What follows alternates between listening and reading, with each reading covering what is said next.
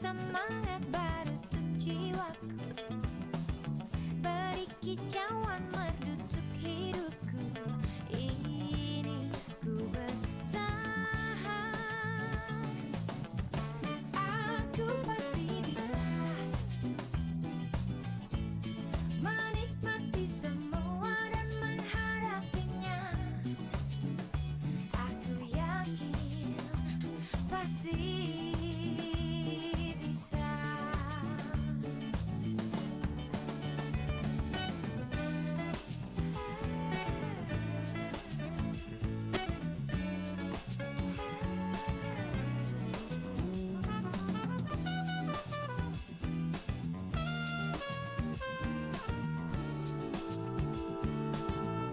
Matahari terbenam, beri semangat baru untuk jiwaku, beri kicauan merdu untuk hidupku.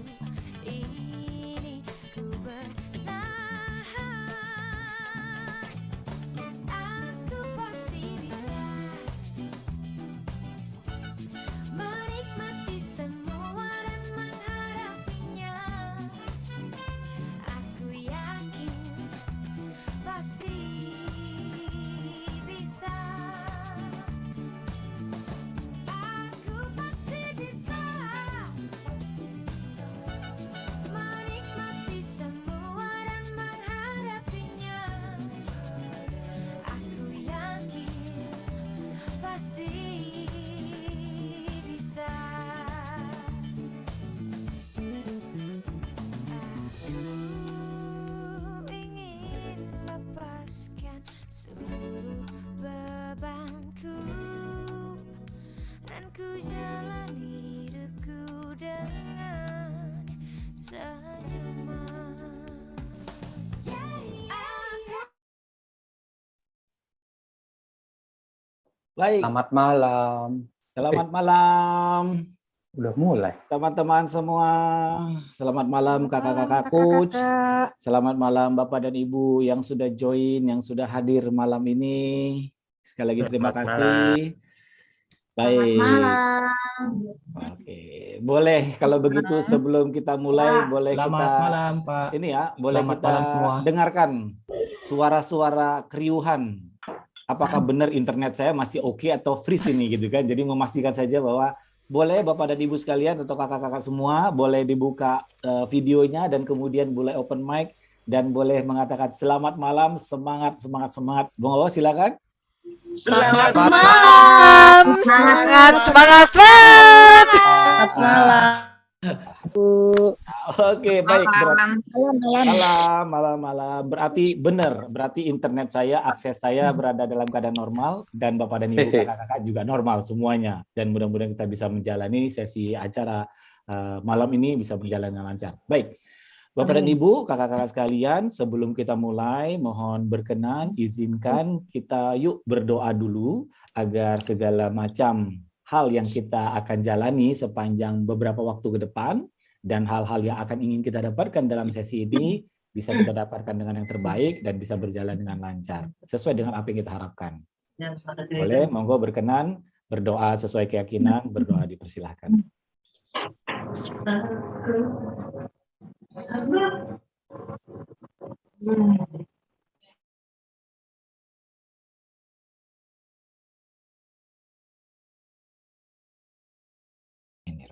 Oke, baik.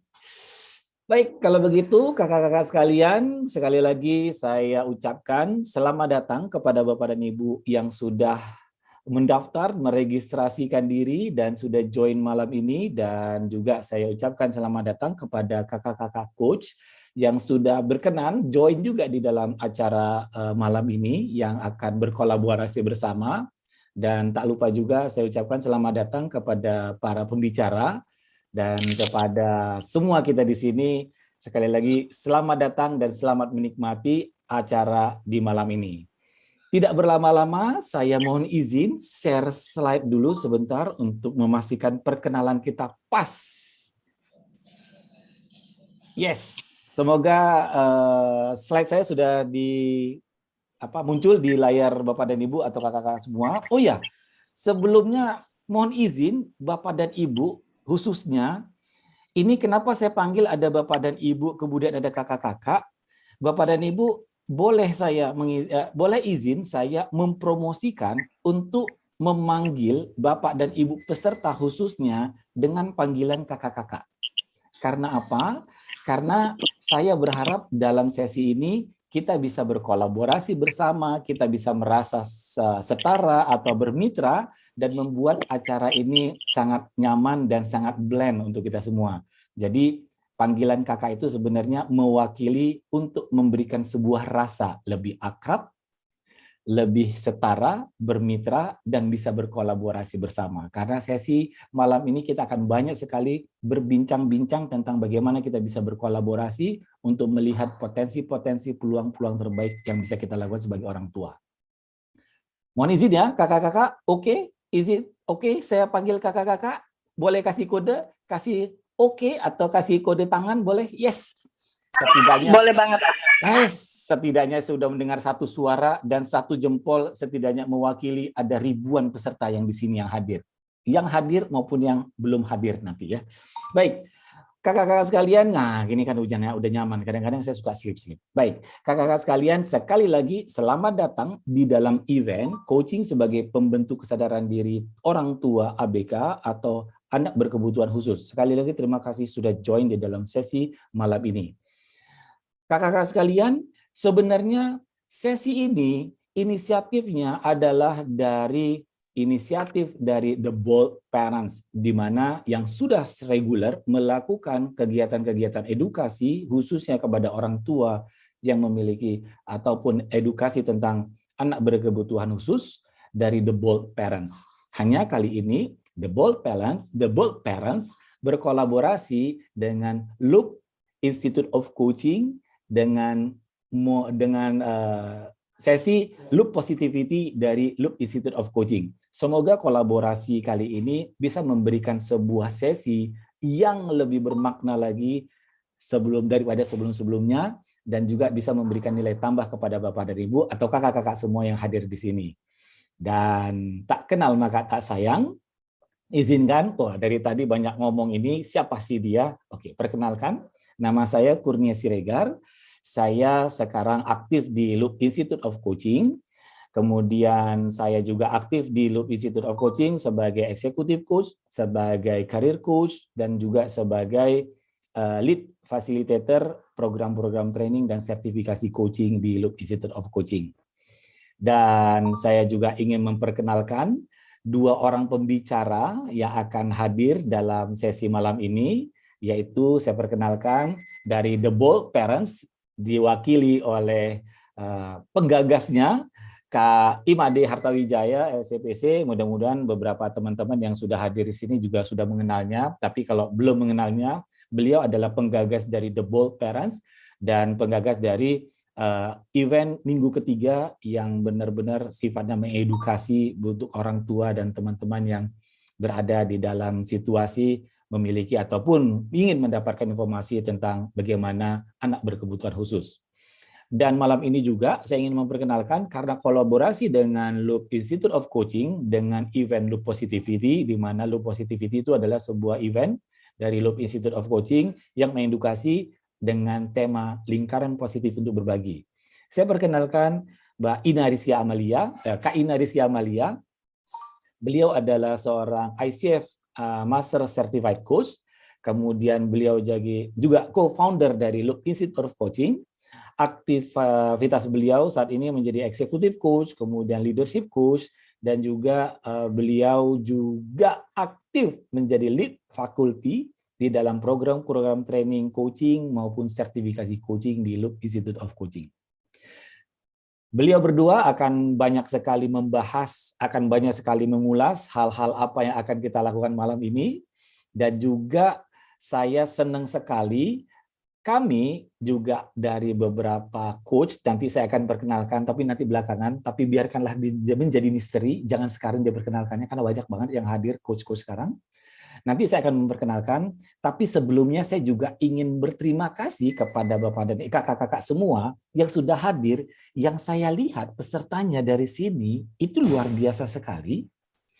yaitu mulai dari ini ada kurang lebih ada dari 29 kota di Indonesia, dan tidak hanya dari Indonesia, ternyata ada juga dari Kucing, Sarawak, luar biasa. Boleh suaranya dan boleh menyapa sebentar, ini khususnya dari yang paling jauh ini, karena ada juga yang paling jauh sebenarnya, tapi saya pengen mendengarkan suara. Boleh kita dengarkan suara dari Kak Halimatus Sadria? Apakah sudah hadir? Sepertinya belum nih, Kak. Wah, sepertinya belum. Mungkin masih macet nyebrangnya kali ya.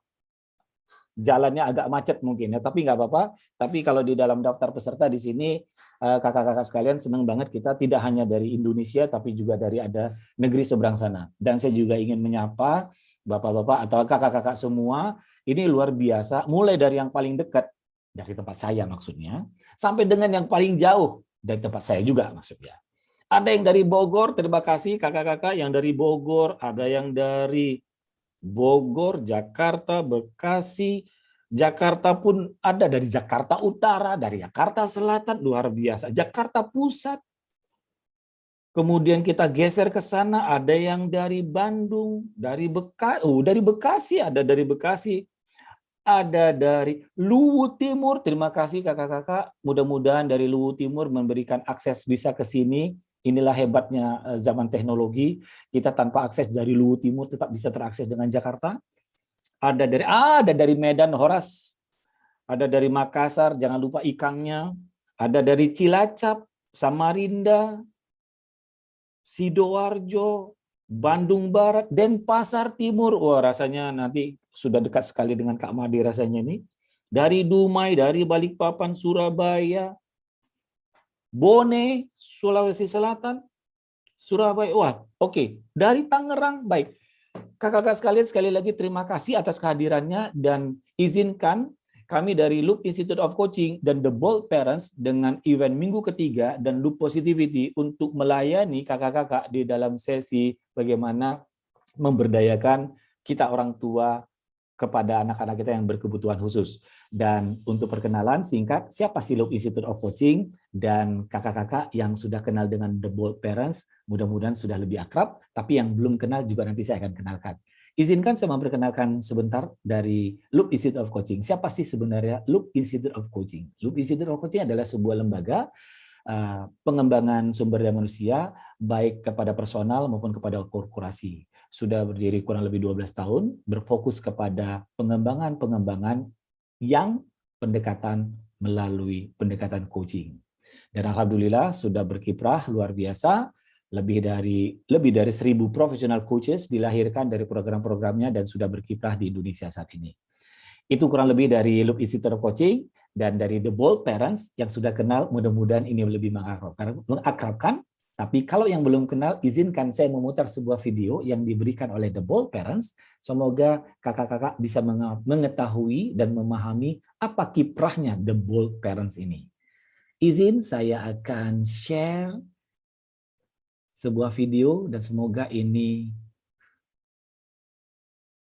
bisa terdengar dengan lengkap. Tapi sebentar, saya stop dulu, saya set dulu. Oke.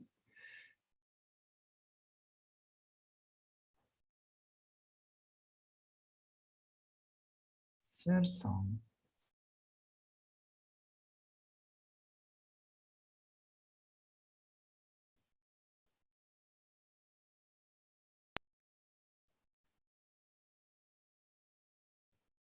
Oke, izin mudah-mudahan ini video dan suaranya bisa terdengar di tempat kakak-kakak semua.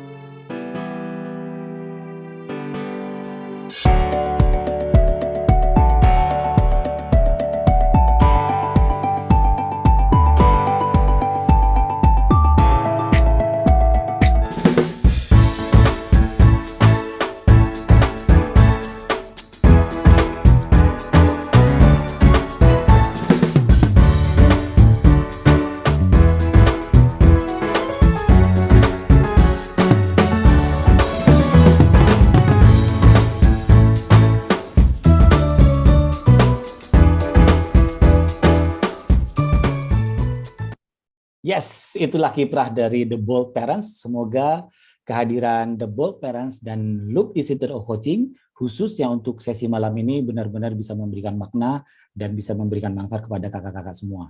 Dan izin Kak untuk memastikan kita fokus, ini rundown acara kita. Ada opening, sekarang lewat kurang lebih 2 menit, saya tidak mau mengambil waktu lama-lama. Kita dari jam 19.10 sampai 19.40, kita akan mendengarkan apa sih memahami orang tua anak berkebutuhan khusus yang akan dibawakan oleh Kak Made, dan kemudian apa itu coaching, dan bagaimana coaching bisa berkolaborasi kepada kakak-kakak untuk membangkitkan kesadaran, akan diberikan pemateri dari Kak Ina, dan setelah itu kita akan masuk ke dalam breakout room, ini akan lebih seru lagi, karena kakak-kakak akan merasakan sebuah percakapan coaching dan menikmati sebuah sesi grup coaching yang bisa memberikan sebuah kesempatan kakak-kakak melepaskan informasi, melepaskan ide-ide, dan memberikan keyakinan bagaimana kita sebagai orang tua yang memiliki anak berkebutuhan khusus bisa memberikan sebuah hal yang terbaik di dalam kehidupan kita. Kemudian setelah sesi coaching kurang lebih 1 jam, kita akan kembali ke ruang utama, kita sedikit tanya jawab dan memberikan apa kesan dan pesannya, dan akhirnya kita akan closing. Dan tidak berlama-lama, kakak-kakak semua, waktu dan tempat untuk kakak-kakak, dan saya persilakan untuk Kak Made duluan ya, yang akan membawakan sesinya. Waktu dan tempat saya persilakan, saya akan izin stop share, dan silakan layar untuk Kak Made.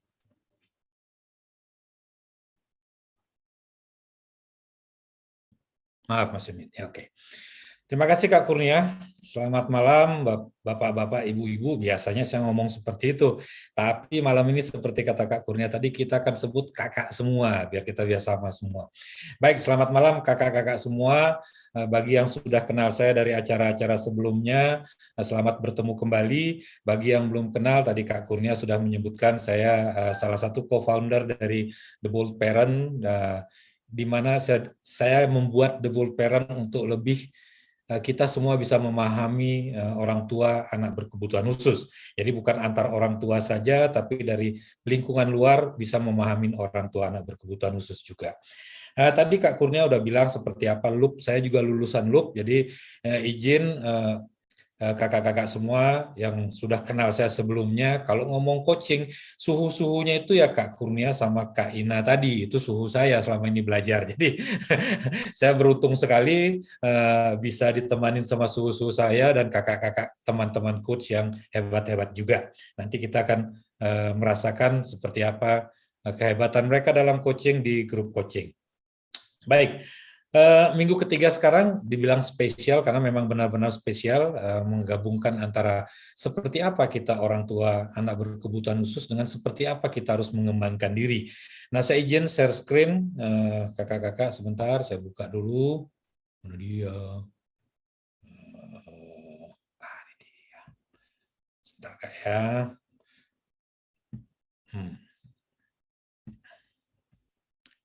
Baik. Kita akan mulai dari sini. Mudah-mudahan sudah kelihatan, bisa saya dapat jempol untuk bisa kalau itu kelihatan? Siap, baik. Jadi kenapa saya bilang materi saya ngomongnya judulnya memahami orang tua anak berkebutuhan khusus. Tapi ujung-ujungnya Bapak Ibu, kita memang mungkin sudah tahu, karena hampir semua kita di sini adalah orang tua anak berkebutuhan khusus. Udah tahu kok harus paham lagi sih gitu ya. Yuk kita coba ngelihat dari agak jauh sedikit, ngelihat seperti apa sih orang lain melihat kita sebagai orang tua anak berkebutuhan khusus dan bagaimana kita bisa mengembangkan diri kita ke depannya. Jadi nah kita lihat, kalau kita lihat nih, menurut Peraturan Menteri PPPA nomor 4 tahun 2017, kelompok-kelompok anak berkebutuhan khusus seperti ini kakak-kakak. Jadi ada yang bilang secara real bisa kita lihat disabilitas fisik, kemudian ada yang ngomong disabilitas intelektual gitu ya. Kemudian ada yang ngomong disabilitas mental ya seperti ADHD, autis pun masuk di sini, mungkin sebagian besar kakak-kakak orang tua anaknya ada di kelompok ini. Kemudian ada disabilitas sensorik, sebagian juga ada di sini karena anak saya nggak cuma satu, sensorik juga, mental juga. Dan yang terakhir adalah kelompok disabilitas ganda yang ngomongnya nggak cuma satu disabilitasnya tapi borongan gitu ya. Kalau kata orang agak serakah dikit nih diambil semua gitu. Mau dia bagi-bagi. Tapi itu disabilitas nggak ada. Nah, ini kategori menurut peraturan Menteri PPPA di Indonesia. Otomatis ada beberapa kategori lain di tempat lain, di negara lain juga, tapi nggak jauh-jauh dari ini. Tapi intinya adalah kalau anak kita berbeda dengan anak tipikal, biasanya kita bilang anak kita berkebutuhan khusus seperti itu. Jadi selanjutkan, nah ini gambaran biasanya kalau melihat orang tua atau orang lain melihat orang tua anak berkebutuhan khusus. Mukanya kusut gitu ya, kemudian banyak masalah, kelihatan stres sekali. Nah, itu stereotip yang sangat sering kita lihat. Kenapa mereka seperti itu sebenarnya? Jadi menurut kami, sebagian besar dari kita-kita, sebagian besar dari mereka-mereka, orang tua anak berkebutuhan khusus, itu masih terjebak di area-area merah seperti saya gambarkan di sini. Jadi kalau saya meminjam model dari Kubler-Ross tentang seperti apa orang berduka, ada step-step di mana orang masih denial, jadi tidak mengakui masalahnya, kemudian sesudah tahu masalahnya benar-benar jadi masalah, jadi marah gitu ya. Habis itu mulai coba membargain atau coba gimana? Coba kayaknya gue bisa menyelesaikan masalah ini seperti itu. Tapi kalau sukses mereka akan accept, bisa masuk di area acceptance, tapi kalau gagal biasanya masuk ke area depresi. Jadi 4 area inilah yang saya sebut dengan area merah gitu ya. Kita sering terjebak dengan area itu, bukan cuman sekali, 2 kali, kadang-kadang kita udah masuk acceptance tapi balik lagi kadang-kadang masuk ke area merah juga. Nah, kenapa kita seperti itu? Menurut kami di The Good Parent, kakak-kakak semua, ada perkembangan orang tua, perkembangan mental dan perilaku orang tua. Nah, kalau kita tuh bisa menjadi seorang orang tua yang reliable atau orang tua yang bisa diandalkan bagi anak kita, biasanya kita dengan mudah bisa masuk di area acceptance. Tapi kalau enggak, biasanya kita masih sering berputar-putar di area yang merah. Nah, saya udah beberapa kali menjelaskan tentang Parents Journey and Development ini di acara minggu ketiga, mungkin sebagian besar dari kita sudah memahami ini. Tapi poinnya adalah kalau belum sampai reliable parent, biasanya kita sering terjebak di area merah. Masalah kedua, biasanya kita sering terperangkap pada penanganan anak, karena gimana pun juga orang tua pasti sayang anaknya, sehingga fokusnya itu atau usahanya itu sebagian besar urusan penanganan anak, sehingga lupa kita punya keluarga, kita punya pasangan, kita punya anak lain yang bukan special need juga, atau punya keluarga-keluarga besar di lingkungan kita atau tetangga kita juga, sehingga kita lupa menata hidup kita. Nah, inilah yang program yang kita sebut Protecting Life. Kita sering lupa di situ sehingga kita miss dengan apa yang harus kita kembangkan. Itu masalah kedua, kenapa kita sering berada di area merah.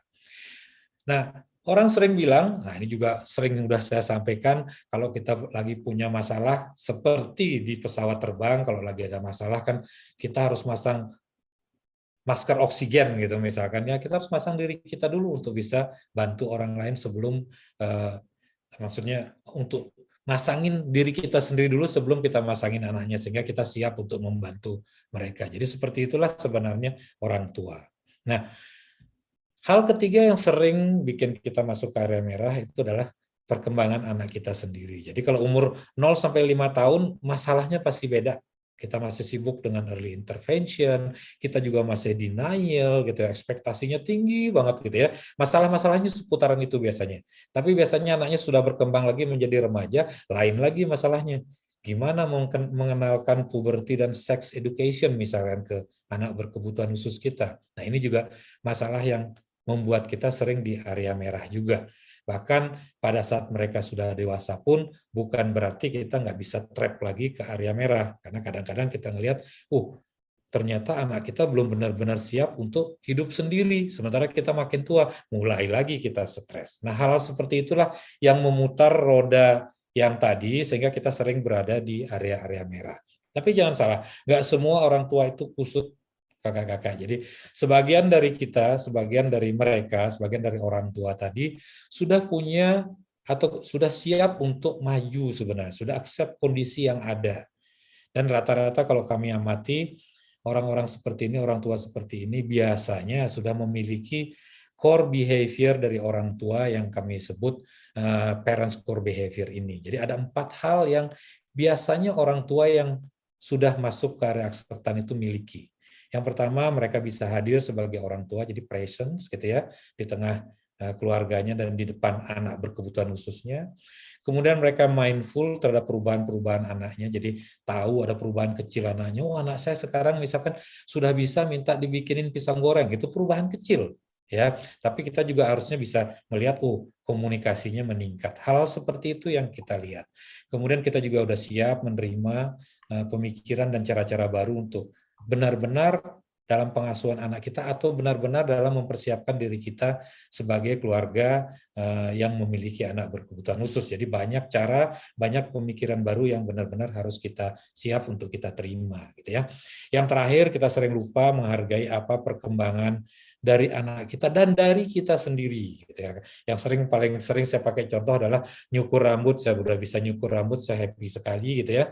Sekarang baru belajar juga motong kuku biar bisa motong kuku dengan tenang, itu belum bisa juga. Nanti kalau udah bisa saya akan party gitu, mungkin dengan buka mie ayam atau mie goreng bareng-bareng semuanya. Jadi kita menikmati hal-hal kecil, kemenangan-kemenangan kecil, kemajuan-kemajuan kecil dari anak kita. Nah, itulah biasanya dimiliki oleh orang tua yang sudah bisa accept kondisi anaknya. Nah, tapi yang kami temukan juga, sebagian besar orang tua yang menemukan tahap penerimaan melalui kesadaran diri ini biasanya oleh diri sendiri. Karena belum ada support system yang bisa membantu orang tua untuk berkembang keluar. Sehingga bisa menerima kondisi yang ada saat ini. Belum lagi kalau kita lihat, saya ingin target yang lebih baik lagi. Ingin lebih cepat lagi hasilnya. Nggak tahu tuh harus kemana. Saya punya strategi pribadi karena setiap anak juga beda kan. Saya punya tujuan tertentu buat anak saya. Saya nggak tahu saya harus ngobrol sama siapa. Biasanya saya lakuin sendiri, pikirin sendiri. Akhirnya kalau berhasil oke, kalau nggak stres lagi, masuk lagi ke area merah. Saya ingin juga meningkatkan kualitas hidup saya sendiri dan keluarga saya. Atau saya lagi stuck nih, nggak bisa mikir apa-apa. Saya butuh teman, saya butuh orang untuk bisa bantu saya. Saya juga ingin dapat kejelasan tentang hidup saya ke berikutnya seperti apa, hidup keluarga saya seperti apa. Ini juga opsi apa yang saya miliki. Ini juga harus kita mulai pikirkan dan harus cari orang yang bisa bantu ke sana. Yang paling penting adalah gimana kita bisa dapat orang yang dapat dipercaya untuk membantu merencanakan dan mencapai keinginan masa depan kita. Nah, itu yang dibutuhkan oleh orang tua walaupun sudah accept tapi tetap membutuhkan hal-hal seperti ini. Jadi kasarnya kalau kita lihat tinju gitu ya, pertandingan tinju Bapak Ibu pasti pernah lihat, belum pernah, tapi kalau kita lihat orang habis pakbuk-pakbuk dipukul balik ke sudutnya nggak ada orang di situ, udah kabur semua karena udah mau kalah, katanya nggak begitu. Jadi kalah atau menang petinju itu pasti ada orang yang selalu ada dan siap di sudut mereka. Nah, inilah yang kita butuhkan sebagai orang tua untuk bisa mempercepat dan mempertahankan acceptance kita terhadap kondisi kita. Ini yang biasanya disebut dengan kita butuh seorang coach di sini untuk membantu kita. Jadi itu Bapak Ibu untuk memahami seperti apa orang tua berkebutuhan khusus, kapan mereka berada di area merah dan kapan kita harus keluar dan siapa yang bisa membantu kita keluar. Mungkin begitu Kak Kurnia, saya singkat aja untuk pembukaan sehingga kita bisa jelas kenapa malam ini kita ada di sini dan kenapa coaching kok diangkat dalam mengurusin orang tua anak berkebutuhan khusus. Gitu Kak Kurnia. Silakan saya matikan lagi share screen-nya. Terima kasih.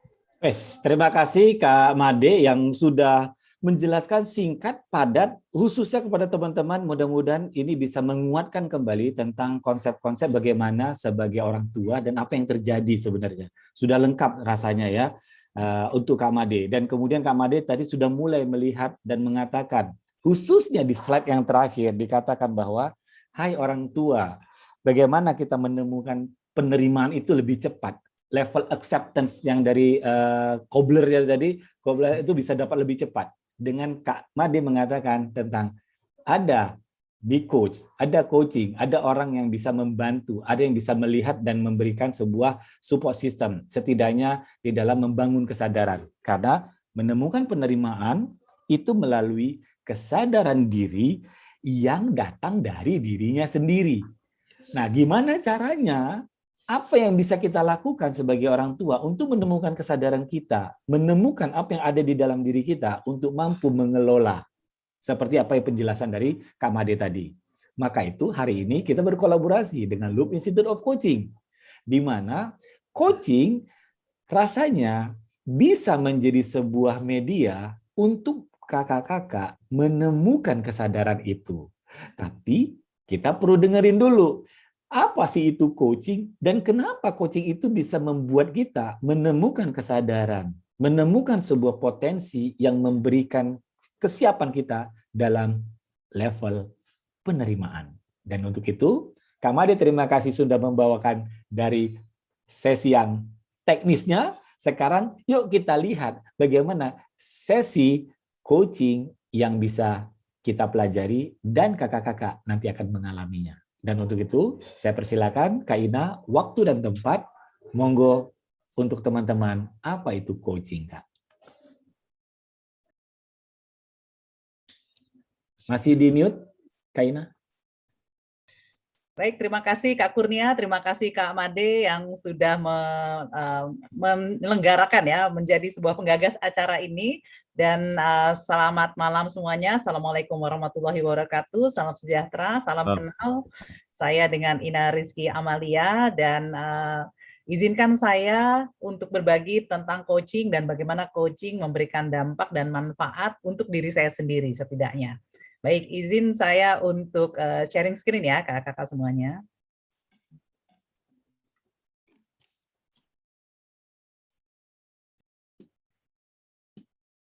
Oke, terlihat kakak-kakak semua ya? Baik. Jadi saya belajar coaching ini kurang lebih 12 tahun yang lalu kakak-kakak, di mana ternyata saya menemukan coaching ini sangat membantu saya dalam memproses dalam kehidupan saya dan bagaimana saya belajar tentang diri saya sendiri terutama.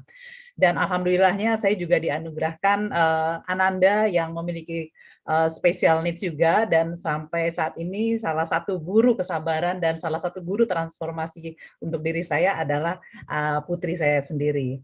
Dan coaching sangat berdampak bagaimana saya melihat berbagai perspektif dalam kehidupan, dalam menggali kesadaran, memperluas sudut pandang, dan membuat saya mengetahui apa yang benar-benar saya inginkan dan bagaimana saya ingin mendapatkannya dan mendorong diri saya untuk mendapatkan sebuah kesadaran untuk mencapai tujuan saya. Nah, jadi kalau bicara coaching, kakak-kakak semuanya, coaching itu kalau kita lihat adalah sebagai bentuk dari bagaimana keberadaan kita, seperti tadi kata Kak Amade, seperti seorang petinju yang memilih seseorang di sudut sana untuk memberikan sudut pandang yang bisa lebih luas lagi. Dan coaching ini juga sangat membantu kita untuk satu, dapat menemukan sebuah kesadaran diri melalui sebuah percakapan, dan salah satu tujuannya adalah dari kesadaran diri tersebut, maka akan terbentuklah sebuah kekuatan diri, potensi diri, motivasi diri yang mendorong ke sebuah perilaku yang lebih baik dan lebih baik lagi untuk mencapai tujuannya. Nah, jadi kalau kita bicara tentang coaching, seperti apa itu coaching? Namun sebelum saya membahas tentang coaching, saya ingin mengajak kakak-kakak untuk melihat apa-apa saja pendekatan pengembangan sumber daya manusia. Nah, di sini sebenarnya saya mengambilnya secara umum.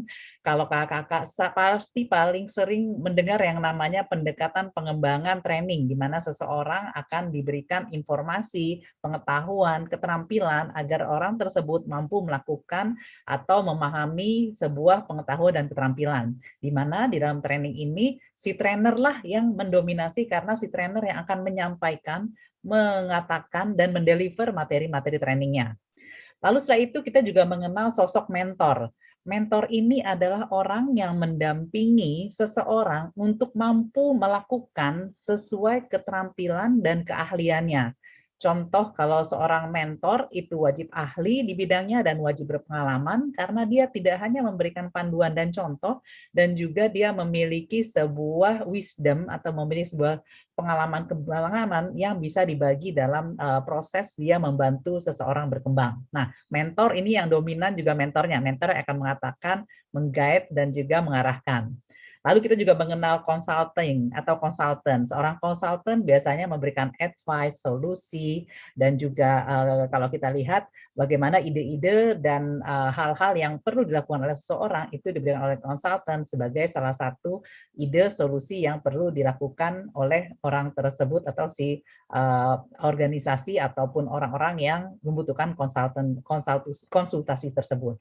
Nah, ini consulting. Jadi ada saran lalu untuk menemukan solusinya. Lalu Bapak, Ibu, dan kakak-kakak juga mengenal yang namanya konseling. Nah, kalau konseling ini akan berfokus pada healing proses, penyembuhan dari sisi emosional dan kejiwaan, di mana di dalam konseling ini seorang konselor banyak menggali ke masa lalunya, banyak menggali hal-hal yang mungkin menimbulkan belenggu-belenggu dari masa lalu yang masih menahan dia untuk maju gitu. Seperti misalnya orang patah hati, stres, trauma, depresi, maka akan ada pendekatan terapi kah ataukah konseling kah di dalam proses penyembuhan tersebut. Dan konseling ini biasanya banyak membahas juga tentang isu-isu atau kejadian masa lalu yang masih tertahan atau masih belum bisa move on sehingga dia bisa move on dan memulai hidup baru lagi. Lalu kalau kita lihat di sini, training, mentoring, consulting, dan counseling ini umumnya yang menjadi bintangnya atau yang mendominasi adalah si trainernya, mentor, konsultan, dan konselornya. Nah, ada apa dengan coaching? Di coaching ini, kakak-kakak semuanya, yang mendominasi seluruhnya adalah si coaching-nya. Atau kalau kita bilang si kliennya, yang mendominasi itu adalah si coaching-nya. Yang menjadi bintangnya adalah coaching-nya. Karena ia yang akan menemukan kesadarannya sendiri, ia yang akan menemukan kekuatannya sendiri, ia yang akan menemukan sebuah potensi diri dalam mencapai ketujuannya. Melalui apa? Melalui sebuah proses percakapan.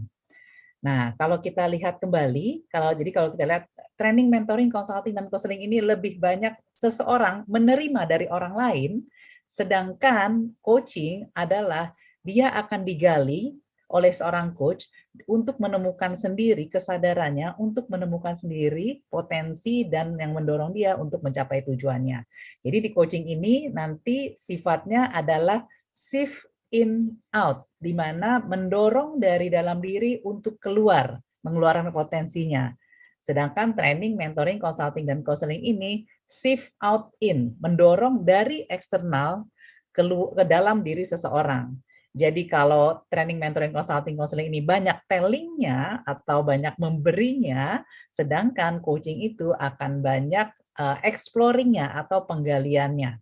Atau banyak juga kita akan mengatakan dalam percakapan coaching akan banyak unsur-unsur penggalian pertanyaan yang akan diajukan oleh coach sebagai bagian dari bentuk menggali kesadaran diri atau potensi si coaching-nya. Nah, kalau gitu kita akan bicara apa sih definisinya coaching, karena kita berbasiskan International Coaching Federation, maka di sini didefinisikan coaching adalah sebuah kemitraan. Artinya kakak-kakak semuanya, percakapan coaching itu adalah percakapan yang setara, di mana tidak ada yang lebih hebat atau lebih jago, semuanya setara, bermitra. Jadi di sini dalam kemitraan ini ada sebuah hubungan yang sangat kuat satu sama lain, di dalamnya terdapat sebuah lingkungan suasana yang aman, yang kondusif. Di dalam kemitraan itu, tugas seorang coach adalah menstimulasi atau memprovokasi pikiran melalui sebuah proses yang nanti di mana dalam proses kreatif tersebut dapat menginspirasi para coachee untuk menemukan potensi pribadi maupun personal maupun profesional dari proses percakapan itu. Nah, lalu kalau kita bicara lagi, bagaimana sih coaching itu terjadinya? Jadi kakak-kakak semuanya, nanti mudah-mudahan kakak-kakak dapat menemukan sebuah pengalaman dalam proses coaching nanti, yaitu coaching itu adalah percakapan yang bermakna dan mestinya menyenangkan. Menyenangkan itu artinya bukan sesuatu yang stressful atau beban, tapi yang dia selesai percakapan coaching itu akan merasa lebih lega lagi, lebih tercerahkan lagi. Dan percakapan coaching akan berfokus pada situasi saat ini dan tujuannya ke masa depan. Agak beda dengan konseling yang percakapannya banyak tujuannya ke masa lalunya atau berbicara tentang isu masa lalu, sedangkan coaching akan bertujuan ke masa depan. Dan di dalam coaching, seorang coach akan mendengarkan dengan aktif dan juga menggali dari coachingnya dengan pertanyaan-pertanyaan. untuk membangun kesadaran diri, dan yang pastinya setelah kesadaran diri terjadi, itu akan menguatkan rencana aksi dan komitmen dari si coaching-nya sehingga mampu mengakselerasi pembelajaran dan pencapaian hasil yang diinginkan oleh coaching-nya. Nah, Kak Ina, kalau bentuknya seperti itu, apa saja sih yang perlu dipelajari dalam coaching? Nah, ini adalah sekilas intinya, karena kalau belajar secara sertifikasi itu ada 8 kompetensi yang perlu dipahami, namun di sini saya menjelaskan secara umum saja landasan coaching itu apa. Yang pertama, kalau di Loop Institute of Coaching, kami percaya pondasi filosofi coaching itu adalah sangat humanis banget, kami menyebutnya rich, di mana satu, kami respect atau kami sangat menghargai bentuk apapun atau latar belakang apapun dari coach kita, bahwa melihat dia sebagai benar-benar sosok seorang manusia yang memang sangat berharga, memiliki nilai dan potensi. Lalu kita menjalankannya dengan penuh integriti, dengan keselarasan apa yang dipikirkan dan apa yang dirasakan. Dan kita percaya setiap kehidupan memiliki sebuah proses kreatif yang terus-menerus dan pembelajaran yang terus-menerus. Dan yang paling kami percaya juga adalah setiap manusia semasa dia masih memiliki nafas selalu memiliki sebuah potensi yang walaupun dia sedikit namun pasti selalu bisa dikembangkan. Jadi itu yang kami percaya dari bagaimana pondasi rich ini ada pada profesi seorang coach. Nah, dalam prosesnya sendiri, kakak-kakak semuanya, ini adalah beberapa hal kompetensi atau poin-poin penting yang perlu dilakukan atau didalami pada proses coaching. Yang pertama itu adalah membangun hubungan dan kepercayaan. Layaknya sebuah koneksi atau hubungan, maka yang paling diperlukan adalah sebuah rasa, bagaimana rasa itu sangat terkoneksi. Sebuah rasa terkoneksi ketika kita mampu benar-benar menghadirkan ketulusan pada sebuah hubungan. Bagaimana kita menciptakan suasana aman, kondusif, dan positif dalam hubungan, dan penuh penghargaan terhadap orang di depan kita, dan yang paling penting kita tidak memberikan judgement atau apapun penilaian yang menghakimi ataupun hal-hal yang melihat dia sesuatu yang lebih rendahkah, ataupun ada penilaian asumsi-asumsi yang tanpa beralasan. Nah, itu bagaimana kita membangun hubungan dan kepercayaan. Berikutnya adalah kakak-kakak semuanya, bagaimana kita mampu hadir seutuhnya. Tadi kalau di Kak Made bilangnya presence ya, hadir seutuhnya dan mampu mendengarkan aktif. Karena ketika kita mendengarkan aktif, kita benar-benar hadir 100% hadir. Jadi kalau kita lagi ngobrol dengan seseorang atau sedang berbicara dengan seseorang, kita nggak sambil melakukan megang handphone, megang laptop, bahkan berbicara kepada anak pun benar-benar menatap matanya dan juga menatap dirinya dengan seutuh jiwa raga kita di sana. Lalu coba dengarkan apa-apa saja yang terucap. Dengarkan juga yang tidak terucap, karena banyak sekali pesan-pesan yang tersampaikan melalui yang tidak terucap di sana. Dengarkan juga situasi apa yang terjadi dan dengarkan apa emosi yang terlihat, terasakan, dan juga apa energi yang ada di dalam percakapan tersebut. Nah, dari situ setelah kita mendengarkan, kita akan mampu menggali kesadaran melalui pertanyaan-pertanyaan yang bermakna. Pertanyaan bermakna itu seperti apa sih Kak Ina? Gitu, sering banget bertanya. Pertanyaan benar itu pertanyaan yang mampu menggugah rasanya, menggugah pikirannya, dan menggugah kesadarannya. Kita biasanya mengajukan pertanyaan-pertanyaan terbuka, pertanyaan yang menggali situasi saat ini, pertanyaan yang menggali situasi masa depan, pertanyaan yang menggali apa motivasinya, apa keyakinannya, apa nilai-nilai di balik ini semua, dan pertanyaan-pertanyaan yang menggali solusi untuk mendapatkan sebuah jawaban dari apa yang akan dilakukan. Dan selanjutnya, percakapan coaching tidak hanya sekedar percakapan. Percakapan coaching itu adalah percakapan yang ada tindak lanjutnya, di mana nanti akan ada poin bagaimana kita memfasilitasi perkembangan pembelajaran dan hasil dari proses coaching itu. Mulai dari bagaimana kita mendukung rencana aksinya mereka, kita mendorong komitmennya, kita memonitor hasil, dan jangan lupa, tadi kalau kata Kak Made, kita rayakan pencapaian apapun, sekecil apapun, keberhasilan apapun, itu kita rayakan bersama coach kita. Dan kakak-kakak semuanya, proses coaching ini tentu saja adalah proses bagaimana kita mengembangkan manusia lain melalui keberadaan kita sebagai seorang manusia. Oleh karena itu, kehadiran kita, niat baik kita dalam mendukung seseorang itu sangat penting untuk memulai langkah kita mendukung orang lain. Dan saya ingin mengajak kakak-kakak semuanya untuk bisa merasakan proses coaching melalui kehadiran para profesional coach di sini dalam bentuk grup coaching yang nanti akan kami bawakan bersama. Dan nanti kakak-kakak ketika proses coaching nanti, kakak-kakak silahkan berharap untuk mendapatkan banyak pertanyaan. Jadi dalam proses coaching nanti, kakak-kakak tidak akan mendapatkan materi apapun, tidak akan mendapatkan nasihat atau saran apapun, karena kami yakin seluruh solusi terbaik datangnya dari kakak-kakak semuanya. Seluruh potensi terbaik datangnya dari dalam diri kakak-kakak semuanya. Oleh karena itu, kami professional coach nanti akan banyak menggali dari kakak-kakak untuk menemukan sebuah kesadaran, sebuah potensi yang bisa menguatkan kakak-kakak untuk mencapai tujuan kakak-kakak semuanya. Insya Allah. Baik, rasanya karena kita juga waktunya terbatas, bukan begitu Kak Kurnia? Saya sudah ngebut ini tadi percakapan saya ini ya. Jadi kalau nanti ada tanya jawab, mungkin nanti ketika sesi selesai, telah selesai, ada tanya jawab, dan nanti juga silakan kita bisa terkoneksi juga di sosial media apabila ada nanti teman-teman ingin tahu tentang coaching, bisa ke Look Itself Coaching, ada sosial medianya tentang The Bold Parents juga ada juga ya di sosial medianya, jadi bisa sama-sama terkoneksi setelah ini. Demikian Kak Kurnia, saya kembalikan lagi kepada Kak Kurnia. Baik, terima kasih Kak Ina. Waduh, ini sangat menjelaskan sampai saya juga mendengarkannya jadi mengulang lagi ya.